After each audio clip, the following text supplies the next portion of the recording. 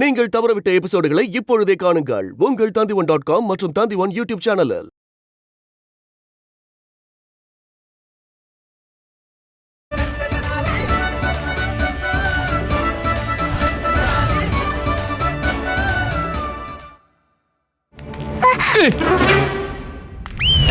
பாத்தியா குண்டப்பா, மருமகளை காப்பாத்த வந்துட்டாங்க. என்ன பிரச்சனை தாயி? சாரதா உனக்காக எவ்ளோ கஷ்டப்படுறா. ஆனா உன்னால அவளோட ஒரு சின்ன ஆசையை கூட நிறைவேற்ற முடியாதா? இவ உன் கூட வந்தானா அப்புறம் உன்னோட மரியாதை பல மடங்காகும். அம்மா, கடவுள் அருளால எனக்கு ஏற்கனவே நல்ல மரியாதை இருக்கு. ஒரு மண்ணும் இல்ல, தினம் தினம் அரசவை விட்டு உன்னை துரத்தி தான் விடுறாங்க. தினம் தினம் சாயந்தரமானா நீ வீட்டுக்கு வருவியா இல்ல சிறையில் இருப்பியான்னு எங்களுக்கு தெரியாது. மறைஞ்சிருக்கிற புதையலையும் பொண்ணோட மனசையும் யாராலையும் புரிஞ்சுக்க முடியாது. பண்ணுங்க, என்னெல்லாம் ஆசைப்படுறீங்களோ பண்ணுங்க. இந்தாங்க ராணி, இத குடிச்சீங்கன்னா உங்க இருமல் காணாம போயிடும். அப்புறம் உங்க குரல் கூட அழகாயிடும். மகாராணி திருமலம்பா, குரல் எப்படி அழகாகும்? இருக்கிற இருமல் போனாலே போதும். ஆனா அதுவே சந்தேகம் தான். எதுக்கு சந்தேகம்? நம்பிக்கையோட மருந்து குடிக்கணும் மகாராணி சின்னாதேவி. இந்தாங்க மகாராணி, குடிங்க.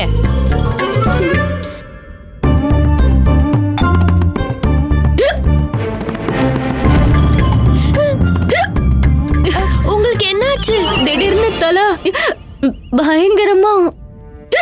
பயங்கரமா வலிக்குது. யாரோ சுத்தியே எடுத்து அடிக்கிற மாதிரி இருக்கு. அது சரி, எனக்கு புரிஞ்சு போச்சு. இதுக்கும் என்கிட்ட தேர்வு இருக்கு. நான் இப்ப வரேன். ராணி முன்முன், நான் இப்பவே போய் அரசவை வைத்தியரை கூட்டிட்டு வரேன். நில்லுங்க மகாராணி சின்னாதேவி, அரச வைத்தியரை கூப்பிட வேண்டிய அவசியம் இல்ல. என்னோட இந்த காய்ந்த பச்சை மிளகால செஞ்ச கஷாயம் இருக்கே, இது எல்லாத்தையும் சரி பண்ணிடும். இந்தாங்க. மகாராணி திருமலம்பா, என்ன வைத்தியரை கூப்பிட விடுங்க. எனக்கு பயமா இருக்கு. உங்களுடைய இந்த கஷாயத்தால வேற எதுவும் வந்துடக்கூடாது. மகாராணி சின்னாதேவி, அப்படின்னா நான் செஞ்ச கஷாயத்து மேல உங்களுக்கு கொஞ்சம் கூட நம்பிக்கை இல்லல? மகாராணி திருமலம்பா, எனக்கு உங்க மேல முழு நம்பிக்கை இருக்கு. ஆனா நீங்க செஞ்ச இந்த கஷாயத்தை நான் நம்பவே மாட்டேன். மகாராணி, இல்ல, நான் ஏன் அப்படி சொன்னேன்னா, மகாராணி முன்முன் தூர தேசத்துல இருந்து வந்திருக்காங்க. ஒவ்வொரு நாட்டு மக்களுடைய உடம்பும் அந்த ஒரு நீர் காற்றை பொறுத்து மாறும். வைத்தியரால மட்டும்தான் ராணி முன்முன்க்கு என்ன வைத்தியம் கொடுக்கணும்னு சொல்லுவாரு, புரியுதா? இன்னொரு விஷயத்தையும் நம்ம மறக்க கூடாது. ராணி முன்முன் நம்ம நாட்டுடைய விருந்தினர். அதனால நம்ம வைத்தியரை கண்டிப்பா வர வச்சே ஆகணும். ஆனா அரச வைத்தியர் வரத்துக்குள்ளேயே நான் செஞ்ச இந்த கஷாயம் உங்களோட எல்லா நோய்களையும் குணப்படுத்திடும். இந்தாங்க ராணி முன்முன், கஷாயத்தை குடிங்க. மகாராணி வாழ்க. பண்டிதர் ராமகிருஷ்ணரும் அவரோட மனைவியும் வந்திருக்காங்க. அவங்கள உடனே கூட்டிட்டு வாங்க. வணக்கம் மகாராணி அம்மா. வணக்கம் பண்டிதர் ராமகிருஷ்ணா. என்னாச்சு பெரிய மகாராணி அம்மா, நீங்க ரொம்ப கவலையா இருக்கீங்க? ஆமா, இந்த ராணி முன்முன் இவங்க என்ன குடிக்கிறாங்க? கஷாயம் தான். கசாயமா? அதாவது சின்ன மகாராணி தயார் செஞ்ச கசாயமா? கடவுளே, இனி என்ன ஆகுமோ? என் தலைவலி போயிடுச்சு, என் இருமல் விக்கலும் போயிடுச்சு. இப்ப ரொம்ப நல்லா இருக்கு. பாத்தீங்களா பண்டிதர் ராமகிருஷ்ணா, நான் செஞ்ச கஷாயத்தோட மகிமையை பாத்தீங்களா?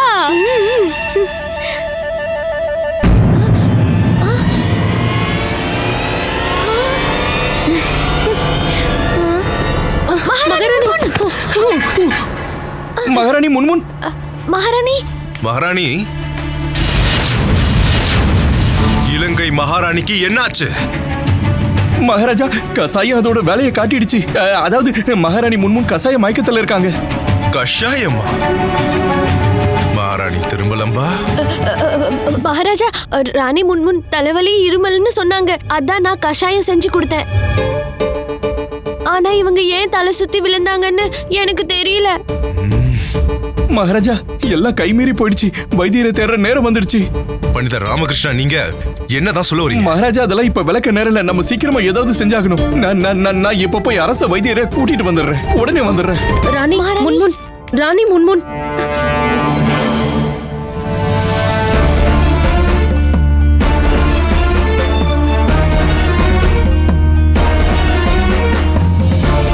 மகாராஜா, ராணியோட நிலைமைய பார்த்தா அவங்க மனசளவுல ரொம்ப பாதிக்கப்பட்டிருக்காங்கன்னு தெரியுது.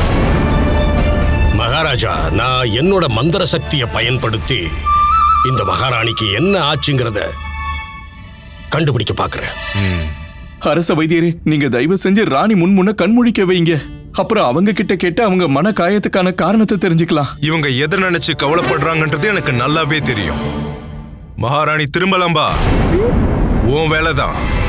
ஆமா, உன்னதான் சொல்றேன். நீ எப்ப பார்த்தாலும் அதை பண்ற இதை பண்றன்னு அடம் பிடிக்கிறல. நீ இன்னையில இருந்து, ஏன் இந்த நிமிஷத்துல இருந்து இதையெல்லாம் மறந்துரு. நீ அப்பப்ப சிறப்பு சமையல்னு சொல்லி ஏதோ பண்ணிட்டு இருக்கல, அது எவ்வளவு ஆபத்துன்னு உனக்கு தெரியுமா? அது பயங்கரமான விஷயத்துக்கு சமமானது. உன்னோட உணவுல இருந்து நான் இவ்வளவு நாள் எப்படியோ தப்பிச்சு பொழைச்சிருக்கேன். ஆனா இன்னைக்கு உன்னோட சமையலால வெளியால் கூட மனசால பாதிக்கப்பட்டிருக்காங்க. மகாராணி திருமலம்பா, இதுக்கப்புறம் நீ யாருக்காவது உணவு என்ன தண்ணி குடுக்க கூட முயற்சி பண்ணக்கூடாது. அப்படி செஞ்ச நான் என்ன பண்ணுவேனே எனக்கு தெரியாது. மகாராஜா, நீங்க என்ன பழி சொல்றீங்களா? நானா?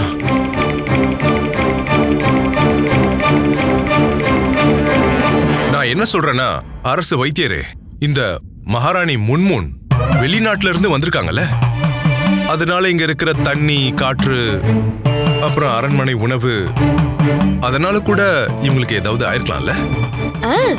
ஆமாம் மகாராஜா.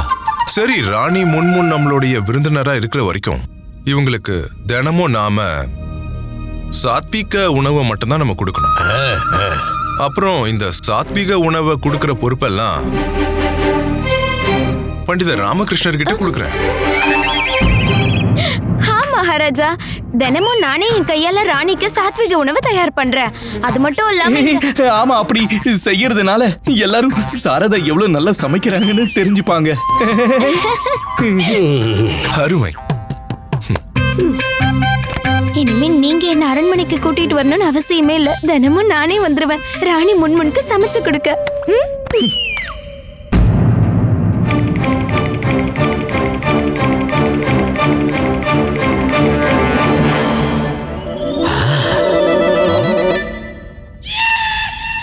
மகாராஜா, அந்த பகவதி அம்மன் அருளால மருந்து வேலை செஞ்சிடுச்சு. ராணி இப்போ கண்ணு முழிச்சிட்டாங்க மகாராஜா. இப்போ பெரிய பிரச்சனை ஒண்ணு முடிஞ்சது. ராணி முன்முன் இப்போ உங்களுக்கு எப்படி இருக்கு? நீங்க எதை பத்தியும் கவலைப்படாம கொஞ்ச நேரம் நல்லா ஓய்விடுங்க.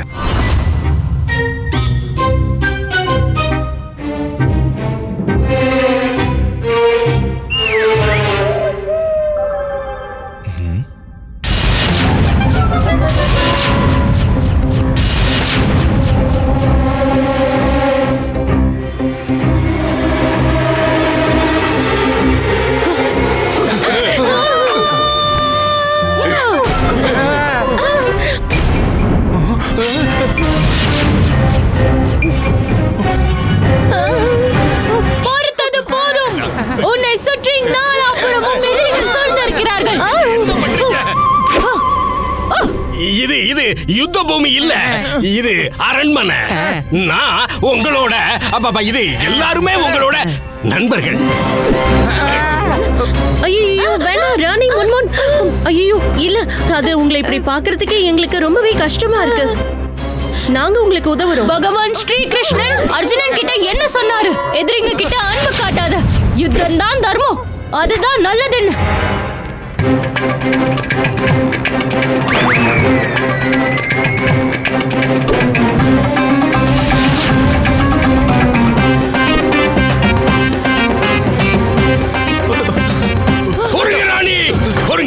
நான் உங்களோட உண்மையான எதிரியை கண்டுபிடிச்சிட்டேன்.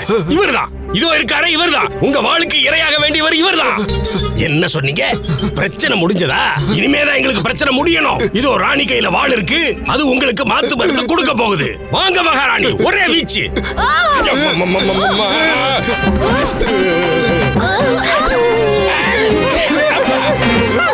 மகாராணி. மகாராணி முன்முன், ஐயோ, உங்களுக்கு துணிச்சல் இருந்தா என் கூட வந்து மோதுங்க. நான் உங்களை உண்டு இல்லைன்னு பண்ணிடுவேன். பண்டிதர் ராமகிருஷ்ணா, நீங்க என்ன பண்றீங்க? ஏன் சிங்கத்தை சீன்றீங்க? தடுக்காதீங்க மந்திரி, வாங்க.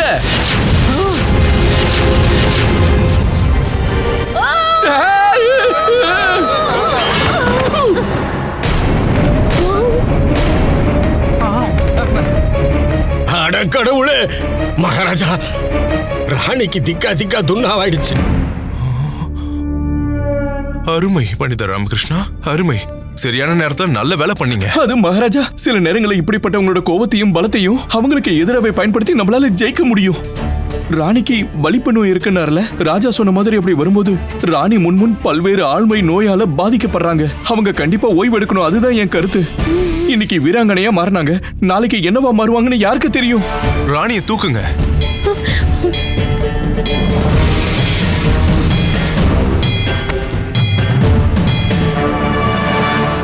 இப்ப நம்ம நிம்மதியா இருக்கிற ஒரே விஷயம் இலங்கை மகாராஜா இங்க இல்லாததுதான்.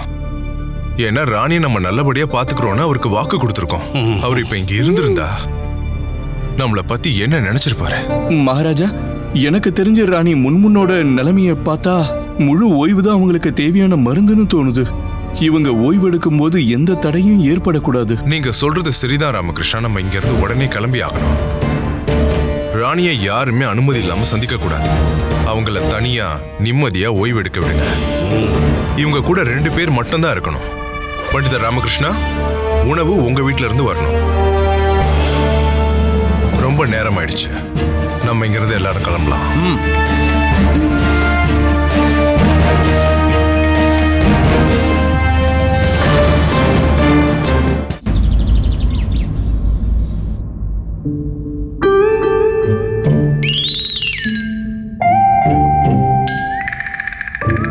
வணக்கம் மகாராணி. ராணி அவர்களே, உங்களுக்கு ஏதாவது தேவைப்பட்டது அப்படின்னா என்கிட்ட சொல்லுங்க. வேற ஏதாவது உங்களுக்கு தேவை அப்படின்னாலும் என்கிட்ட சொல்லுங்க.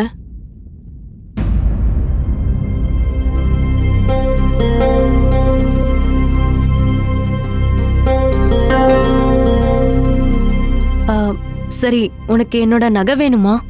என்ன, உங்க நகையா? அதுக்கு பதிலா நீ உன்னோட உடைய கொடுத்தா போதும்.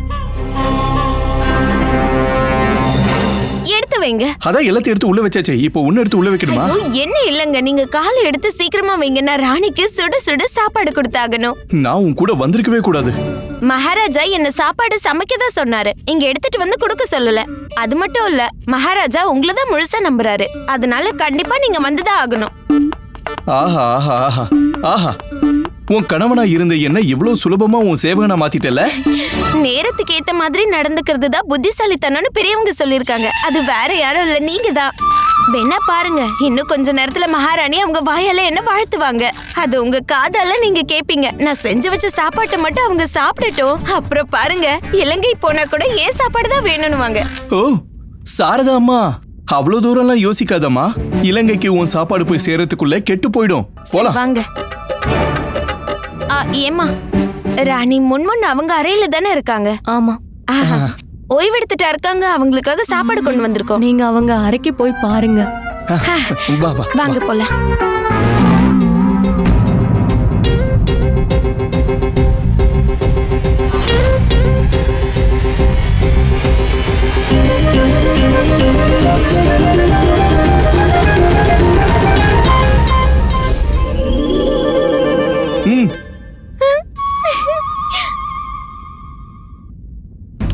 ராணி அம்மா, மகாராணி முன்முன், நீங்க எங்க இருக்கீங்க? நான் சாரதா, பண்டிதர் ராமகிருஷ்ணரோட மனைவி. உங்களுக்காக சாப்பாடு கொண்டு வந்திருக்கேன். எங்க மகாராணி எங்க போனாங்க? ராணி அம்மா கொஞ்ச நேரத்துக்கு முன்னாடி தான் அவங்க அறையை விட்டு வெளியே போனாங்க. அப்படியா? சரி. ராமா, ராணி அவங்க அறையை விட்டு வெளியே போயிருக்காங்களா? என்ன? அட கடவுளே, ராணி அப்படி அறையை விட்டு வெளியில போறது நல்லது இல்லையே. மகாராஜா கிட்ட உடனே சொல்லி ஆகணும். நீங்க என்ன சொல்றீங்க? இந்த அரண்மனையில இத்தனை பேர் இருந்தோம், மகாராணி முன் இங்க இருந்து எப்படி போனாங்க? அப்படி எங்க தான் போனாங்க? மகாராஜா, மகாராஜா, நான் அரண்மனை முழுக்க நல்லா தேடி பார்த்துட்டேன். ஆனா மகாராணியை எங்கேயும் காணோம். அட கடவுளே, ராணியை பாத்துக்க இப்ப எந்த தாசி இருக்காங்க? இங்க பாரு மகோதயா, நான் கேக்குற கேள்விக்கு ஒழுங்கா உண்மையான பதில சொல்லு. மகாராஜா, அவங்க என்கிட்ட தாசியோட உடைகள் வேணும்னு கேட்டாங்க. நான் அவங்களுக்கு ஒரு தாசியோட உடைய கொடுத்தேன். அதுக்கு பதிலா எனக்கு இந்த மாலையை கொடுத்தாங்க.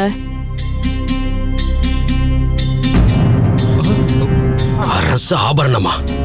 மகாராஜா, முதல்ல இந்த பணிப்பெண்ணை சிறைச்சாலையில் அடைச்சாகணும். மகாராஜா, இப்ப நம்ம நேரத்தை வீணடிக்காம முதல்ல மகாராணியை தேடி ஆகணும். ஏன்னா இந்த நிலைமையில ராணி அரண்மனையை விட்டு வெளியில போறது புது புது பிரச்சனைகளை விலை கொடுத்து வாங்குற மாதிரி.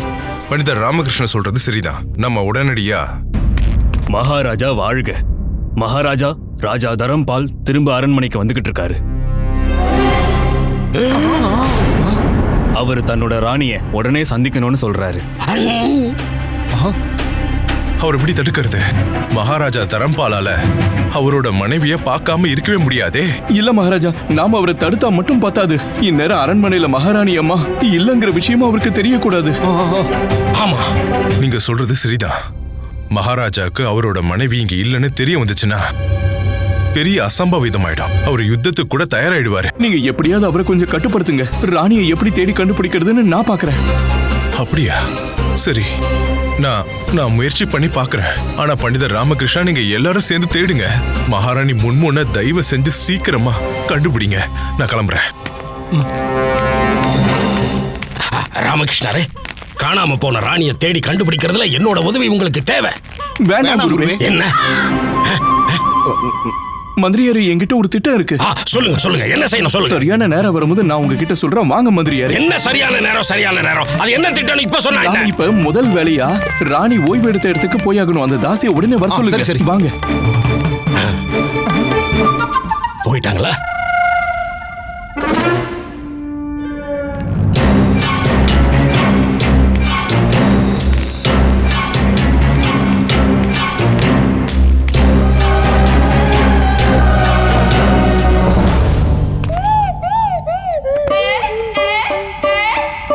என் அன்பு நண்பர் இப்ப என்ன கட்டி பிடிக்கிறாரு.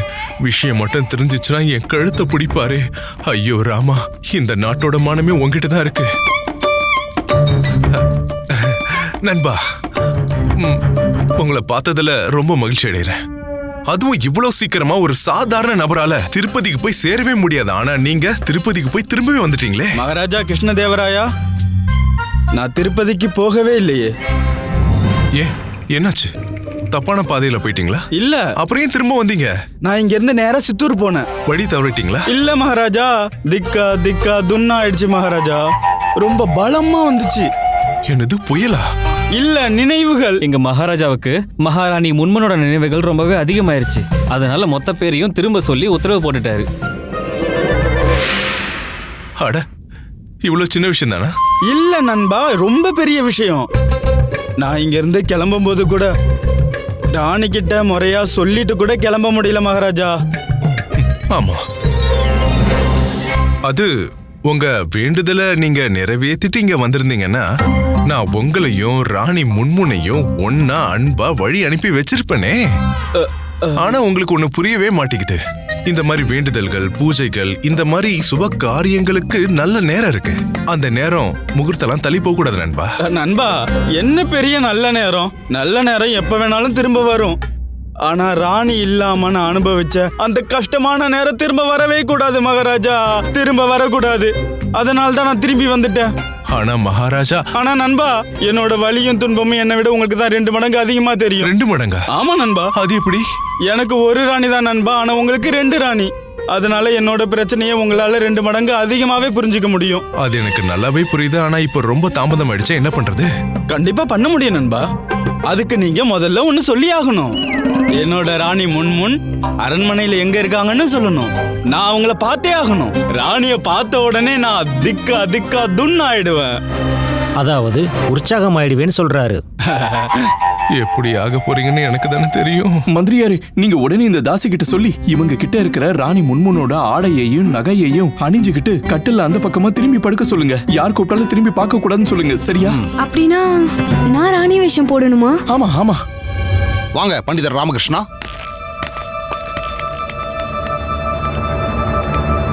கொஞ்சம் நில்லுமா. இந்த நகையும் உடையும் இந்த பணிப்பெண்ணுக்கு எப்படி வந்தது? இத பாருமா, இதெல்லாம் என்ன? இதெல்லாம் எப்படி உன்கிட்ட வந்தது? அது மகாராஜர் வரும்போது இந்த நகைகளையும் உடைகளையும். போதும், எனக்கு புரிஞ்சிருச்சு. பண்டிதர் ராமகிருஷ்ணரோட திட்டம் இதுதானா? அந்த நகை துணி எல்லாத்தையும் இங்க கொடு. கொடுத்துட்டு முதல்ல கிளம்பு.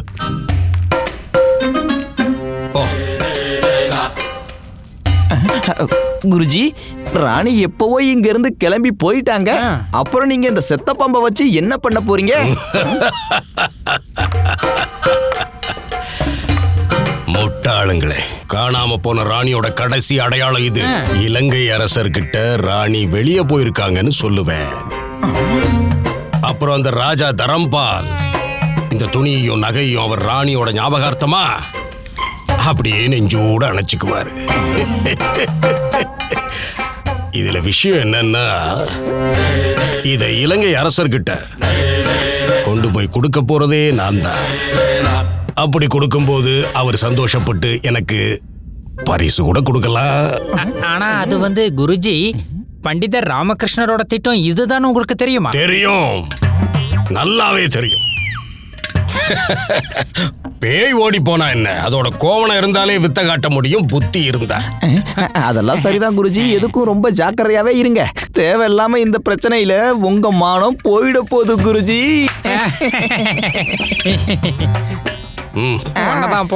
போறேன்.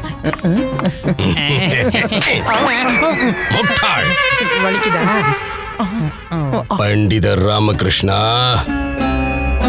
இனி என்ன நடக்க போகுதுன்னு பாரு. மகாராஜா தரம்பால், ராணி முன்முன், பெரிய ராணி அப்புறம் சின்ன ராணி கூட சிரிச்சு பேசி உலாவி ரொம்ப சோர்வாயிட்டாங்க. தூங்குற அவங்களை இப்ப எழுப்புறது முறை இல்ல. ஆமா, அப்புறம் நீங்க திருப்பதி போயிட்டு திரும்பி வர்றதுக்குள்ள அவங்க தூக்கத்துல இருந்தும் எழுந்துருவாங்க. தூக்கமும் வேண்டுதலும் நிறைவேறிடும். ஆமாமா, ஒரு கல்லு ரெண்டு மாங்கா, வேண்டுதலும் நிறைவேறும். தூக்கமா? இனி ராணிய பார்க்காம என்னால போகவே முடியாது.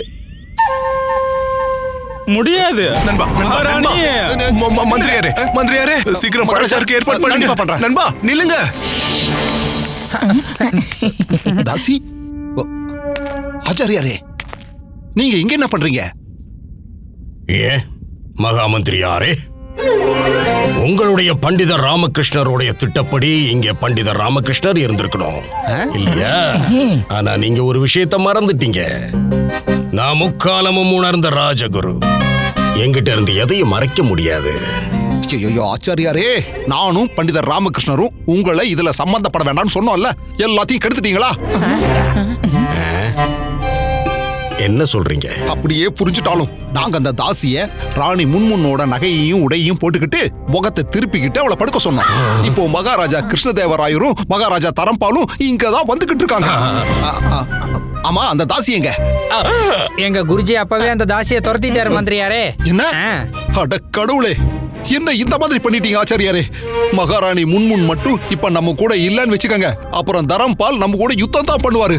இனிமே இந்த யுத்தத்துக்கு முழு பொறுப்பும் நீங்க தான். இல்ல இல்ல இல்ல, அது மட்டும் இல்ல, மகாராஜா கிருஷ்ண தேவராயர் உங்களுக்கு மிக மிக கடுமையான தண்டனை கொடுப்பாரு. காப்பாத்து கடவுளே. நீங்க இந்த தண்டனையில இருந்து தப்பிக்கணும்னா நிச்சயமா நீங்க எதையாவது செஞ்சுதான் ஆகணும். மகா மந்திரி, இப்படி மாட்டிக்கிட்டேன், என்ன பண்றது? நானு ஒன்னும் வேலை செய்ய மாட்டேங்குது, என்ன செய்யறது?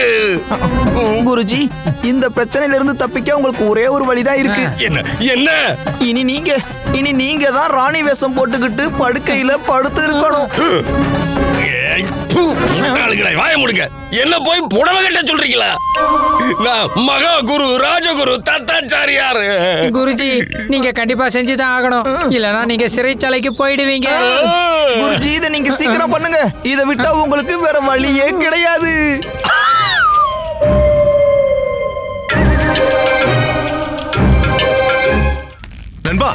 நண்பா, இலங்கை வேந்தே நில்லுங்க. மகாராஜா தரம்பால் வாழ்க. மகாராஜா, இந்த சர்பத் உங்களுக்கு தான், குடிங்க. என்னது சர்பத்? அட முதல்ல குடிங்க மகாராஜா.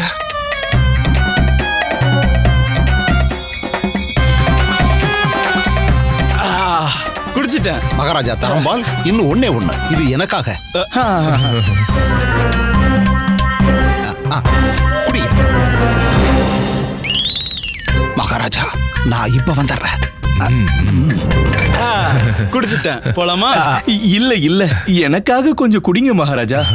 அட குடிங்க, இந்தாங்க குடிங்க, பிடிங்க குடிங்க, ஜோர குடிங்க.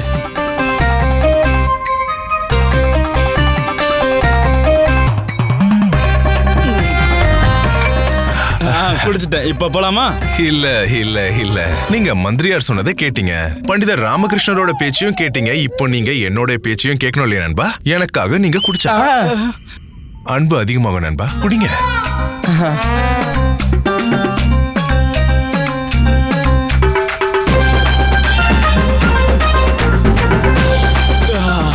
குடிச்சிட்டேன். இப்ப போலாமா? இப்ப நாம வாங்க. நண்பா நண்பா நில்லுங்க நண்பா. நம்ம முதல்ல பூந்தோட்டத்துக்கு போவோம். அது ரொம்ப ரொம்ப அழகா இருக்கும். மந்திரியாரே நண்பா.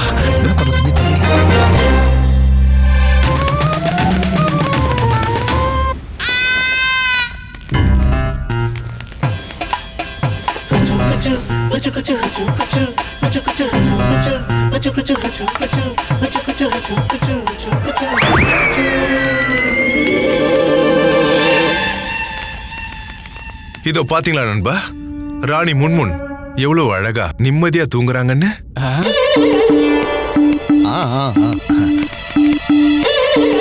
நான் தூங்கும் போது கனவுல கூட தினமும் என் ராணி தான் வருவா. ஆனா இன்னைக்கு என்னோட ராணி பாக்குறதுக்கு அவள மாதிரியே தெரியலையே. எங்க குருஜி தான். ஆமா, நீங்க சொன்னது சரிதான் மகாராஜா. எங்க விஜயநகரத்தோட தண்ணி, காத்து, சாப்பாடு உடம்புக்கு ரொம்ப ரொம்ப நல்லது. அப்படிதானே மந்திரியாரே? ஆமா ஆமாமா. கொஞ்ச நாள்லயே எல்லாரோட ஆரோக்கியமும் நல்லாயிடும். ஆஹா, என்னோட ராணிக்கு எப்போதுமே நல்லது மட்டும்தான் நடக்கும். ஆமா நண்பா தரம்பால், இப்போ உங்க ராணி முன்முனை பாத்துட்டீங்கல்ல, இப்ப நீங்க கண்டிப்பா உடனே திருப்பதி கோவிலுக்கு கிளம்பி ஆகணும். நண்பா, நான் கண்டிப்பா திருப்பதிக்கு போவேன். ஆனா அதுக்கு முன்னாடி ஒரு கணவனா என்னோட கடமையை கண்டிப்பா செய்வேன். நான் ஒரே ஒரு தடவை என்னோட ராணியை இறுக்கமா கட்டி பிடிச்சுக்கிறேன். அப்பதான் எனக்கு உயிரே வரும். நில்லுங்க நில்லுங்க மகாராஜா. அது மகாராணி நல்லா தூங்குறாங்க. அவங்க தூக்கம் கலைஞ்சிரும்ல. சரியா சொன்னீங்க ராமா. ஆனா நெத்தியில ஒரு முத்தமாவது கொடுத்துட்டு போறேனே.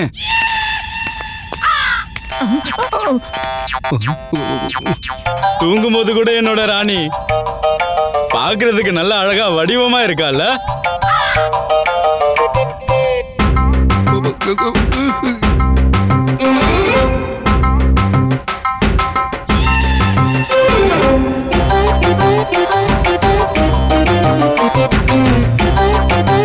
பண்டிதர் ராமா, ராணியோட தலையில கைய வச்சு தடவுனா தலையில முடியே இல்லாத மாதிரில தெரியுது.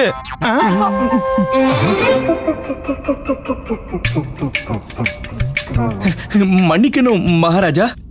ஆனா உங்க கையில இருக்கிற பிரச்சனைக்கு மகாராணியை குறை சொல்லக்கூடாது இல்லையா?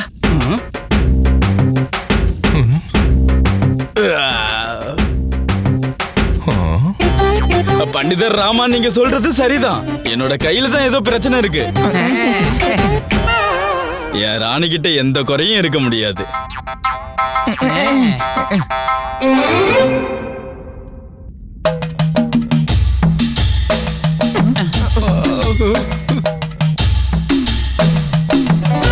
சீக்கிரமா ஏதாவது பண்ணுங்க பண்டிதர் ராமகிருஷ்ணரே. இல்லன்னா எங்க குருஜியோட தலை வெடிச்சாலும் வெடிச்சிரும். அப்புறம் எங்க குருஜியால விஜயநகரத்துக்குள்ள தலையை காட்ட முடியாமலே போயிடும். பொறுங்க மகாராஜா. மகாராஜா, பெரிய அசம்பாவிதமாயிடும். நீங்க செய்யற வேலையால மகாராணி பாதி தூக்கத்துல எழுந்துட்டாங்கன்னா என்ன ஆகும்னு யோசிங்க. அவங்களுக்கு தான் ஆளுமை மாறுற நோய் இருக்குன்னு சொன்னீங்கல்ல. என்ன வேணாலும் நடக்கலாம். யாராலையும் சொல்ல முடியாது. பண்டிதர் ராமகிருஷ்ணா, ராணி கண்ணை திறக்கிறதுக்கு முன்னாடி நீங்க ஏன் கண்ணை திறந்துட்டீங்க. இதுக்கு முன்னாடியும் ராணி பாதி தூக்கத்துல இருந்து எழுந்து வேற ஆளா மாறிட்டா.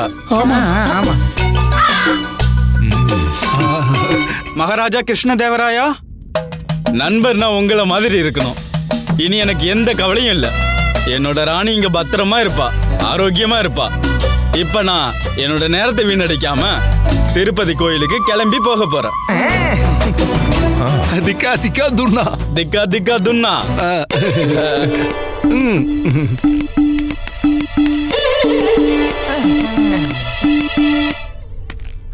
பண்டிதர் ராமகிருஷ்ணா, அருமை அருமை.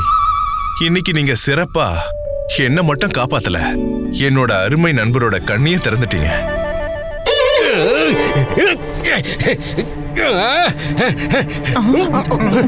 ஆச்சாரியரே நீங்களா? குருவே, ஆச்சாரியாரே, நீங்க இந்த வேஷத்துல இந்த நேரத்துல இங்க என்ன பண்ணிட்டு இருக்கீங்க? நல்லா மாட்டிக்கிட்ட மகாராஜா. இல்ல நான் என்ன சொல்ல வரேன்னா, நம்ம விஜயநகரம் நல்லா மாட்டிக்கிச்சு மகாராஜா. தாசி திடீர்னு எங்க போனான்னு தெரியல. நான் பார்த்துக்கிட்டு சும்மா இருக்க முடியுமா? அதனாலதான் நான் ராணியோட நகையும் உடையும் அணிஞ்சுக்கிட்டு சூழ்நிலையை சமாளிச்சேன். அதோட நம்ம பண்டிதர் ராமகிருஷ்ணரோட திட்டத்தையும் வெற்றியடைய வச்சேன்.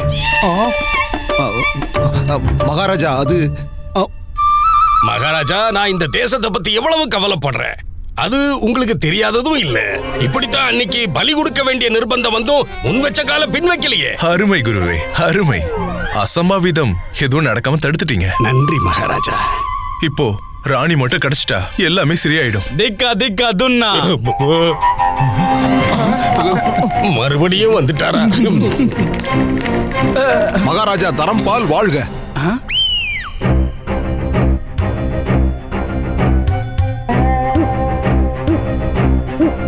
நீங்க இலங்கை அரசர் தரம்பால் தானே? திக்கா திக்கா துன்னா. இது என்ன கேள்வி குருவே? நீங்க என்ன பேசிட்டு இருக்கீங்க? ஆளுமை மாற நோயின்னு சொன்னீங்கல்ல, அது இவருக்கு இருக்கு. என்னன்னு சொல்றது ராஜா தரம்பால்? எப்பவுமே எங்க குருவோட மனசுல, அதுவும் குறிப்பா பெண்கள் மேல மிகப்பெரிய மரியாதை இருக்கு. அதனால அவர் அப்பப்ப அவங்க ஆடை எடுத்து போட்டுக்கிட்டு பெண்கள் மாதிரியே நடக்க ஆரம்பிச்சிருவாரு. சரிதானே குருவே? எங்க அதே மாதிரி பண்ணி காட்டுங்க. அட காட்டுங்க. போதும். இங்க பாருங்க நண்பா. சரி, மகாராணி நல்லா இனிமையா உறங்கி எழும்போது நானே அவங்க கிட்ட திருப்பதில இருந்து என்னெல்லாம் வேணும்னு கேக்குறேன். அப்புறம் வந்து நான் என்னுடைய தூதர்கள் மூலமா தகவல் சொல்லி அனுப்புறேன். அதுக்கு முதல்ல நீங்க திருப்பதிக்கு போனா அப்பதான் இது எல்லாமே நடக்கும் நண்பா. கிளம்புறேன்.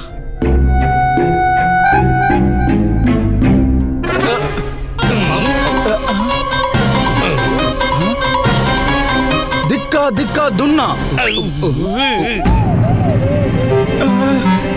என்னோட ராணி திடீர்னு எப்படி இப்படி ஒல்லி ஆயிட்டாங்க?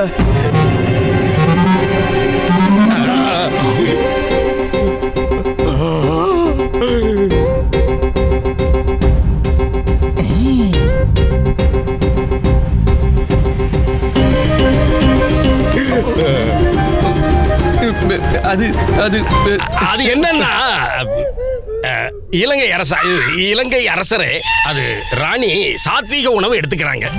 அந்த சாத்வீக உணவு சீக்கிரம் ஜீரணமாக கூடியது. அதான் ஒல்லி ஆயிட்டாங்க. அது மட்டும் இல்ல ராஜா தரம்பால், அதீத அன்பால எல்லா அம்மாக்களுக்கும் குழந்தைய பார்த்தா ஒல்லியே தான் தெரியும்.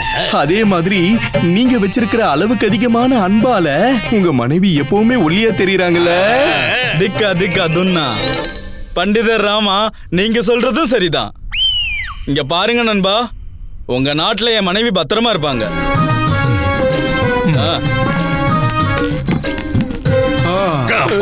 கடவுளே. மணி, இன்னைக்கு நீங்க ரொம்ப ரொம்ப நல்ல காரியம் பண்ணிருக்கீங்க. முழுக நம்ம கையில ஒரு சின்ன குச்சி கொடுத்து காப்பாத்திட்டீங்க. அருமை குருவே, உங்க சிஷ்யர்களும் பிரமாதம். சரி, நாம முதல்ல மகாராணிய தேடி கண்டுபிடிக்கணும். அதுவும் மகாராஜா தரம்பால் திரும்ப வரதுக்குள்ள.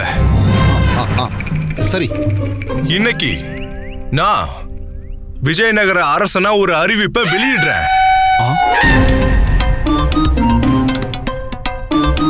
நான் உங்க எல்லாரும் முன்னாடியும் அறிவிப்பை வெளியிடுறேன். யார் முதல்ல மகாராணியை கண்டுபிடிக்கிறாங்களோ அவங்களுக்கு பெரிய பரிசு கொடுப்பேன்.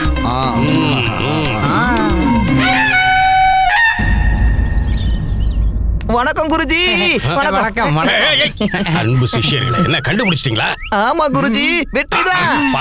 பாத்தியா, நான் சொன்னல வர்ணமாலா, என் சிஷ்யங்க திறமையானவங்க. அந்த கடவுளே எனக்கு கொடுத்த பரிசுதான் இந்த 2 பேரும். ஆமா சுவாமி, குரு எப்படியோ சீடர்களும் அப்படியே. இப்ப சொல்லுங்க தனிமணி. நாங்க எங்கெங்கெல்லாம் போனோமோ அங்கெல்லாம் உங்க பேரை சொன்னோம். அங்க எல்லாமே எங்களுக்கு கொடுத்தாங்க. அப்படியா? என் பேரும் புகழும் அப்படிப்பட்டது. சரி, நீங்க போன காரியத்தை சொல்லுங்க. நீங்க 2 பேரும் ஏன் அவங்கள வீட்டுக்கு கூட்டிட்டு வரல? குருஜி, நாங்க வர்ற வழியில ரொம்ப சோர்ந்து போயிட்டோமா, அதான் வழியிலேயே சாப்பிட்டோம். என்னது, சாப்பிட்டீங்களா? என்னப்பா சொல்றீங்க? இல்ல குருஜி, நாங்க எங்கெல்லாம் போனோமோ அங்கெல்லாம் உங்க பேரை சொல்லி யாசகம் கேட்டோம். உங்க பேரை சொன்னா உணவு கொடுத்தாங்க, சாப்பிட்டோம். உங்க பேரை சொன்னா உணவு கொடுத்தாங்க, சாப்பிட்டோம். பாய முடுங்க. ஒன்னத்துக்கு உதவாக்குறீங்க. நான் ராணி முன்முன்ன பத்தி பேசிக்கிட்டு இருக்கேன். அப்படியா?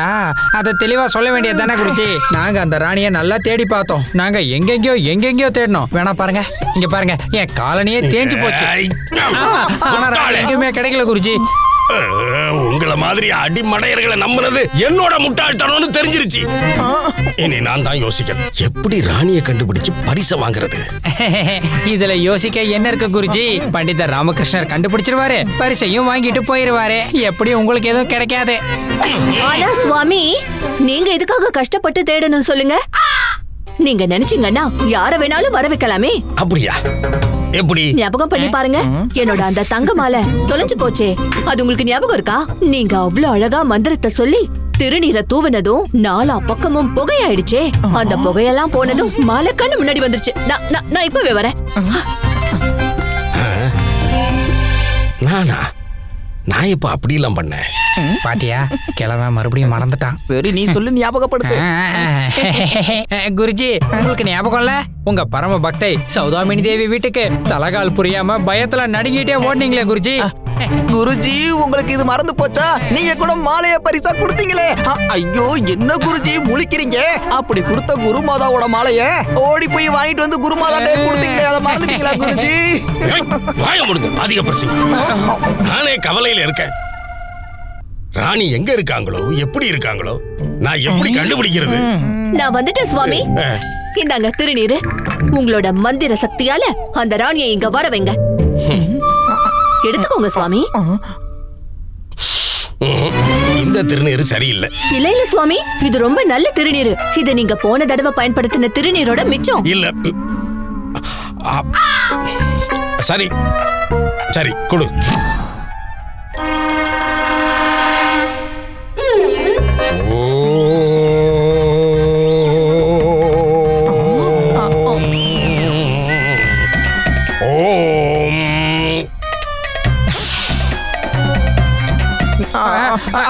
குருஜி, இன்னும் ஊதுங்க.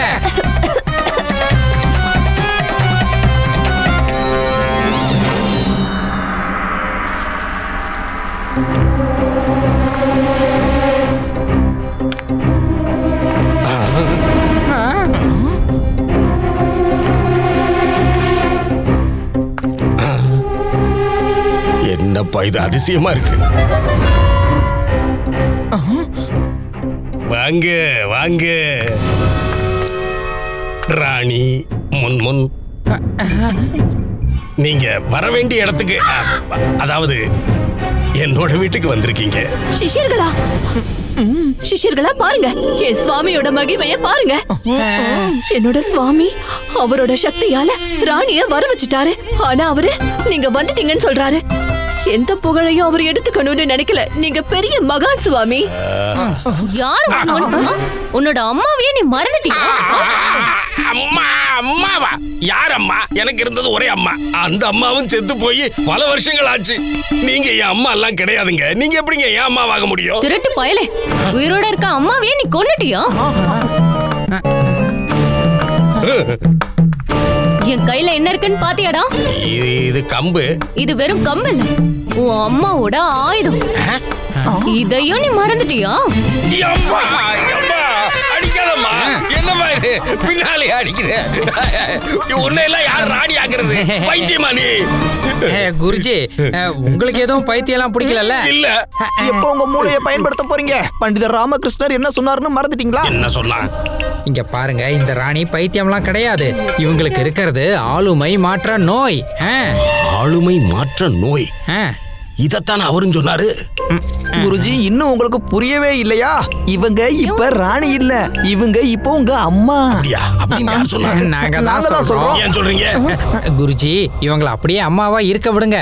அததான் ஏன்னு கேக்குறேன். குருஜி ராணியை எப்படியாவது கஷ்டப்பட்டு அரசவைக்கு கூட்டிட்டு போயிட்டீங்கன்னா அதுவே போதும். அரசர் கொடுக்கிற எல்லா பரிசுகளையும் நீங்க அப்படியே அள்ளிக்கிட்டு வந்துடலாம். அம்மா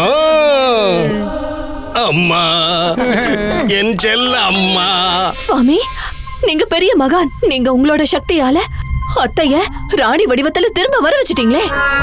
நான் இப்போ இதுவரை அவங்களுக்கு செய்ய முடியாத எல்லா சேவைகளையும் செய்ய போறேன்.